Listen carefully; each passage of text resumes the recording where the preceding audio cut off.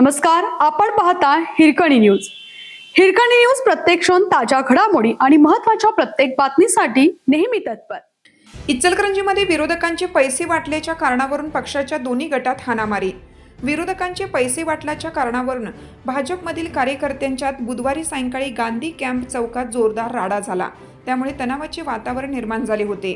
पोलिसांनी जमावाला पांगवले. मात्र या दरम्यान माजी उपनगराध्यक्ष व एका माजी नगरसेवकाच्या पतीमध्ये जोरदार शाब्दिक खडाजंगी झाली.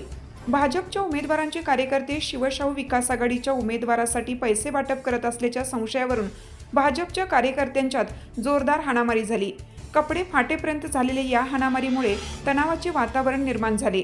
अचानक हातात बॅट व पट्टा घेऊन काही युवक बाहेर पडल्याने तणावाची परिस्थिती निर्माण झाली. काय चालू आहे हे कोणाला काही समजेना. गर्दी, जमाव आणि गोंधळ झाल्याची माहिती समजताच तातडीने पोलीस दाखल झाले. त्यानंतर त्यांनी जमावाला पांगवलं. माजी उपनगराध्यक्ष व एका माजी नगरसेवकाच्या पतीमध्ये जोरदार शाब्दिक खडाजंगी झाली. माजी उपनगराध्यक्षाने तुला गुलाल लावायला देत नाही असं म्हटल्यानंतर तो वाद आणखीनच चिघळला. पोलीस व संबंधित कार्यकर्त्यांनी मध्यस्थी करत दोघांना बाजूला नेऊन वातावरण शांत केलं. राखीव पोलीस दलाची तुकडीही तातडीने मागवून घेण्यात आली. सायंकाळी घडलेल्या या घटनेमुळे मुख्य रस्त्यावर संपूर्ण वाहतूक व्यवस्था कोलमडली.